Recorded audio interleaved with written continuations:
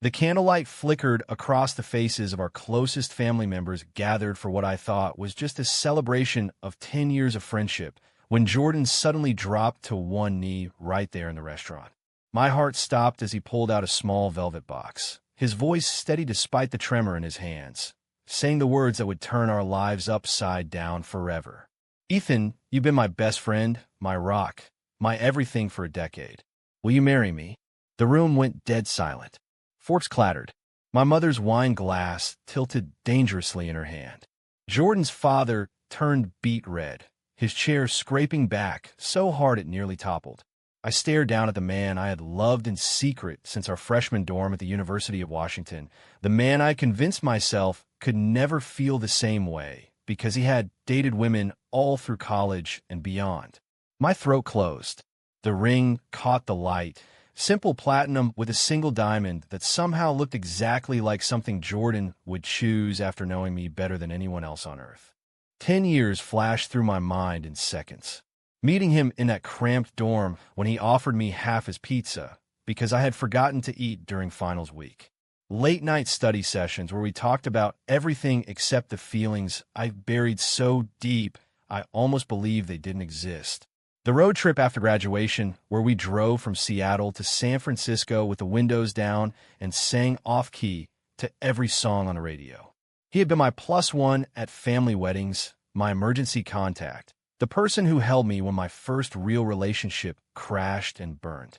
I had watched him date 3 different women over the years and smiled through every breakup, telling myself friendship was enough. Now here he was, in front of both our families, offering me the one thing I had stopped letting myself dream about. Jordan's mother finally spoke, her voice thin. "Jordan, honey, this is a joke, right?" His father stood up, napkin still clutched in his fist. "Son, we need to talk. Outside. Now." My own mother reached across the table and squeezed my arm, her eyes wide with a mix of confusion and something softer, almost hopeful. My father just stared at his plate like it might offer answers. I managed to pull Jordan to his feet before the situation exploded further. "Give us a minute," I said, my voice sounding far calmer than I felt. We stepped out onto the restaurant's patio overlooking Puget Sound, the Seattle lights sparkling across the water like they were celebrating something we hadn't even admitted yet. The cool night air hit my face, and I finally breathed. Jordan ran a hand through his dark hair, the same nervous habit he'd had since college. "I know this is a lot. I should have talked to you first, but I wanted our families here because this isn't just about us. It's about finally being honest after hiding for so long." His eyes met mine, steady and terrified all at once. "I've loved you since sophomore year, Ethan. I was too scared to say it. Dated women because that's what everyone expected. But every time I came back to you, it felt like coming home." My chest tightened so hard I thought it might crack. 10 years of careful distance, of swallowing every almost moment, of convincing myself the way he looked at me was only friendship. And now this. Inside, voices rose. Jordan's father was already pacing near the bar, gesturing wildly. My younger sister texted me under the table. "What the actual hell is happening?" I slipped my phone back into my pocket without answering. Jordan reached for my hand, and for the first time I didn't pull away. His fingers were warm, familiar in a brand new way. "Whatever happens next," he said quietly, "I'm not going anywhere. Not this time." The weight of that promise settled over me like the city lights on the water. Beautiful, terrifying, and impossible to look away from. We walked back inside together, and I knew the easy friendship we had built for a decade had just become the fight of our lives. As we drove back to my apartment in Capitol Hill, the silence between us felt heavier than the ring box, now sitting in my glove compartment. Jordan stared out the passenger window at the glowing Space Needle, his jaw tight the way it got during tough court cases. I kept both hands on the wheel, mind replaying every stunned face at that table. His father's parting words still rang in my ears. "We raised you better than this, Jordan. This isn't who you are." My mother had hugged me tightly before we left, whispering, "We love you, honey. We just need time." Time. Like 10 years hadn't already been enough. When we finally stepped inside my small loft, The familiar smell of coffee and the sketch pads scattered across the dining table grounded me for half a second. Jordan dropped onto the couch like the weight of the evening had finally hit him. I practiced that speech for months, he admitted, voice rough. In my head, it sounded brave. In reality, it felt like jumping off a cliff without checking if there was water below. I sat across from him, knees almost touching. The man I had shared countless late-night talks with now looked at me like I held his entire future. Why now? I asked, the question I've been holding back all night. After all the girlfriends, the family barbecues where you brought dates, the times I watched you walk away with someone else? Jordan leaned forward, elbows on his knees. Because watching you almost marry that guy 2 years ago broke something in me. I realized I'd lose you if I didn't speak up, and I couldn't live with that anymore. The women, they were safe. They fit the picture my parents painted, but none of them were you. His confession hung between us, raw and honest in a way our friendship had never needed to be. I stood up and walked to the window, staring at the rain that had started falling softly against the glass. Seattle rain, steady, relentless, the same rain that had soaked us during our first camping trip when we swore we'd always have each other's backs. I've loved you since the day you lent me your notes in Bio 101, I said without turning around. I just learned how to live with it quietly. Thought it was the only way to keep you. The couch creaked as he stood and crossed the room. His hands settled gently on my shoulders, turning me to face him. No grand gestures this time, just the quiet certainty that had always defined Jordan. When he kissed me, it was soft, hesitant, like he was afraid I might disappear. 10 years of restraint melted in that single moment. And for the first time, the love I had carried alone had somewhere safe to land. We talked until the sky lightened outside the windows, about the college parties where we'd both secretly wished for more, the holidays spent pretending we were just buddies, the nights I cried after he left on dates. By morning, we had a plan. Face the families together. No more hiding. But the phone call started before coffee was even brewed. Jordan's mother first, voice trembling as she begged him to think about what this means for the firm, for your future. Then his father, demanding a meeting man to man. My sister sent screenshots of family group chats exploding with questions I didn't have answers for yet. The proposal that had felt like freedom in a restaurant now felt like the beginning of a war we hadn't asked to fight. Jordan set his phone to silent and pulled me close again. We've survived worse, he said against my hair. Finals week. That awful group project in junior year. We could survive this. I wanted to believe him. But as the Seattle morning traffic hummed below us, I wondered how many bridges we were about to burn just to be honest about who we were. The next few weeks blurred into a strange new rhythm of stolen mornings and public stares. Jordan moved some of his things into my loft without either of us officially asking. It just happened naturally after the third night he stayed over. We went on our first real date to the waterfront, holding hands in broad daylight for the first time. Tourists smiled at us like we were any other couple. But when we ran into an old law school buddy of Jordan's, the man's eyebrows shot up so fast, I almost laughed. Didn't see that coming, he muttered before congratulating us awkwardly and hurrying away. Jordan squeezed my hand tighter. People will get used to it, he said, but the tightness around his eyes told me he wasn't as sure as he sounded. Work became its own battlefield. My graphic design studio loved the new energy I brought to projects. Clients noticed the extra passion in my campaigns, but Jordan's law firm was another story. Partners who had golfed with his father started asking pointed questions about lifestyle choices. One senior associate pulled him aside after a meeting and suggested he keep things private for the sake of billable hours. Jordan came home that night quieter than usual, loosening his tie like it was choking him. We sat on the fire escape with takeout Thai food, watching the city lights flicker on. I used to think being a good lawyer meant hiding anything that made me different, he admitted. Now I realize being a good man means refusing to hide it all. That night we talked about the future in ways we never had before. Adoption, maybe a house with a yard someday, building a life that looked like us instead of what our parents had scripted. Then came the curveball we never saw coming. Jordan's ex-girlfriend from 3 years back, Sarah, the one everyone in his family had loved, showed up at his office with coffee and questions. She had heard through the grapevine and wanted closure. Jordan told me every detail that evening. No secrets, but the old insecurity I thought I had buried flared up anyway. What if this is just a phase? I asked him in the dark after we turned the lights off. He rolled over and cupped my face. Ethan, I wasted years trying to be someone else for other people. You're not a phase. You're the only thing that's ever felt completely right.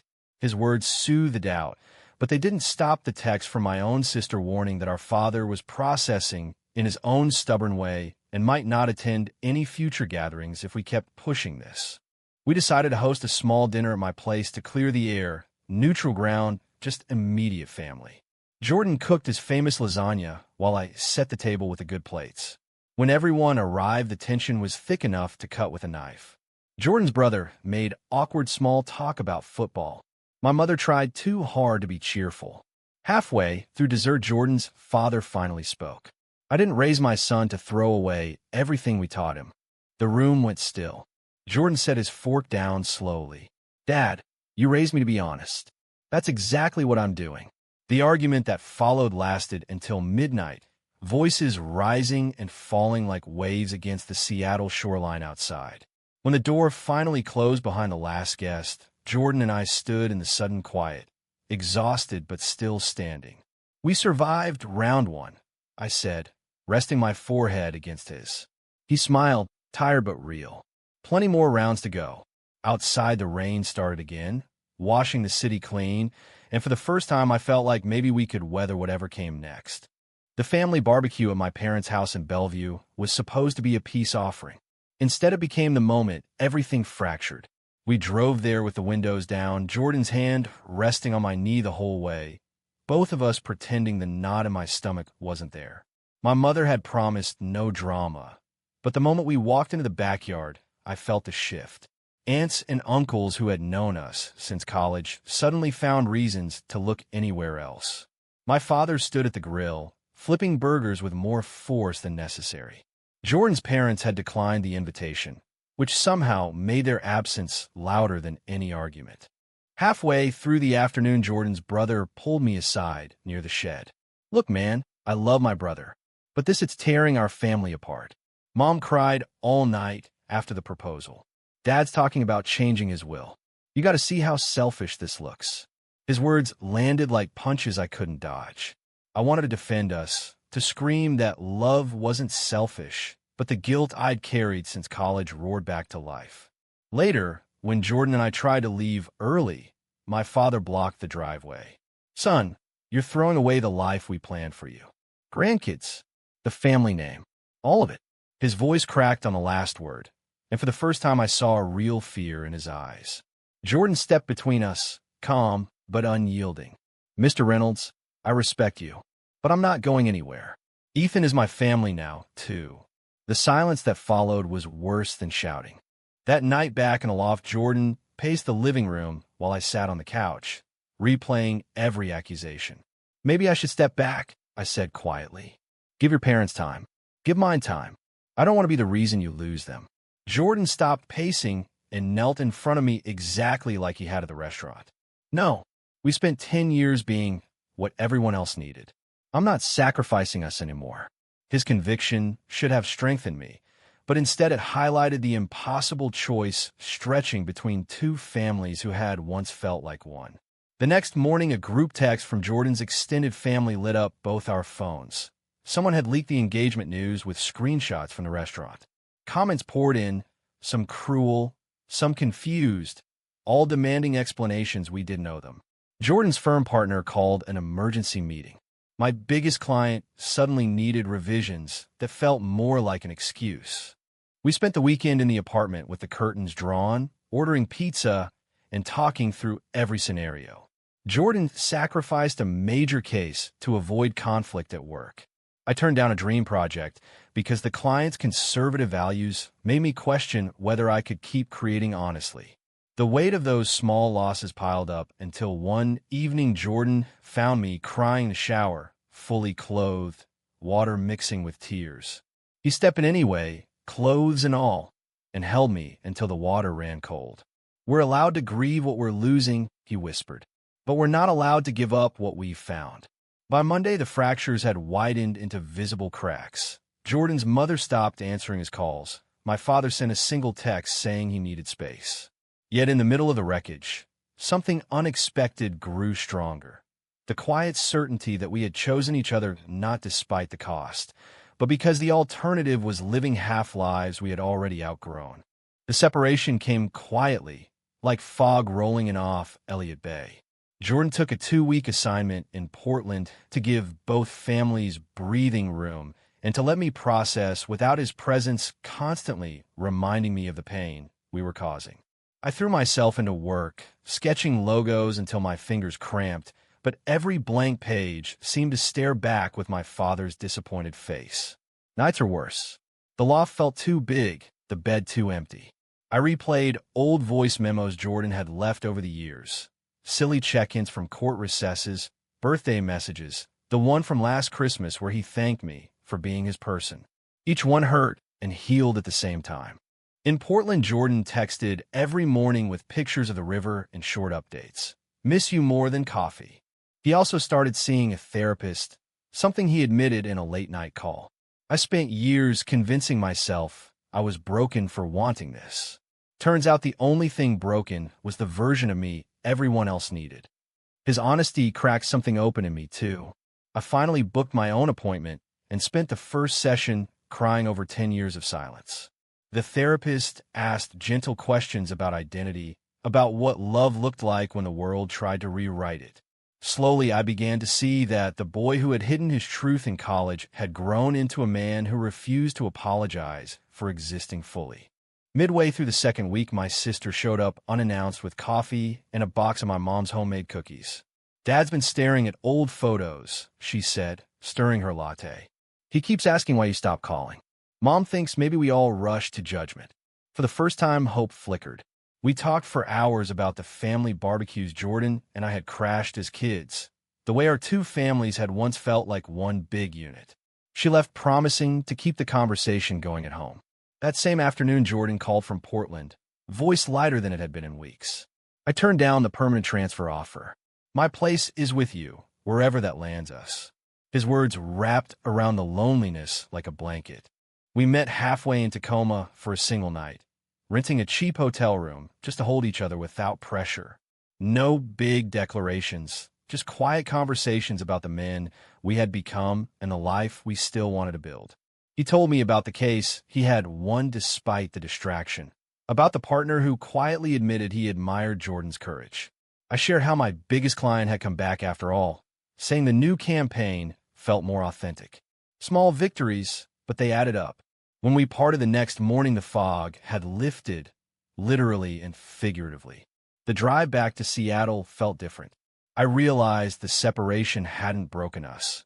It had forged us into something stronger, two men who had looked at every reason to walk away and chosen to stay anyway.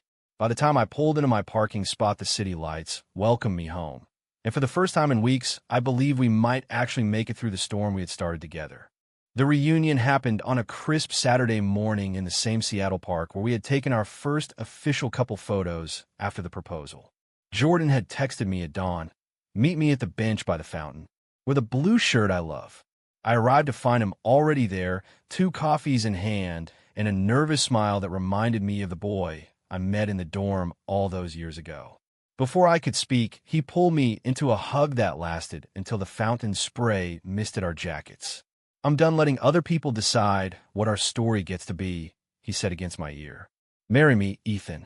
Not because of some grand gesture in front of family, but because we've already chosen each other every single day since then. The ring he slipped onto my finger this time felt lighter, like it carried 10 years of quiet courage instead of fear. We spent the day walking the waterfront, talking about the future without the weight of everyone else's expectations. Jordan had already told his parents he would always love them, but would not negotiate his happiness. My father had left a voicemail the night before. Awkward, gruff, but ending with, "Your mom and I want to meet for dinner. Just the 4 of us. Small steps, but steps forward." That evening, we hosted a tiny gathering at the loft. Not a celebration of the proposal, but a celebration of survival. My sister came, My mother brought her famous apple pie, and Jordan's brother showed up unexpectedly with a six-pack and a mumbled apology. The conversation was careful, sometimes stilted, but nobody left early. When the last guest departed, Jordan and I stood on the fire escape under a sky full of stars, the city humming below us like it always had. 10 years of friendship had become a lifetime of partnership, not because it was easy, but because we had fought for every inch of it. The families we came from were still learning, still healing, but the family we were building together felt solid in a way nothing else ever had. I rested my head on Jordan's shoulder and watched the lights of the ferries crossing the Sound.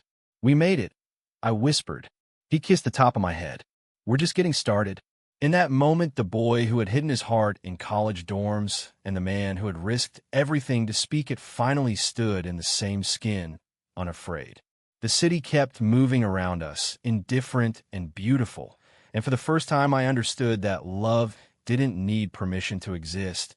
It only needed courage to claim its place. True or false? Family approval should always come before personal authenticity in matters of the heart.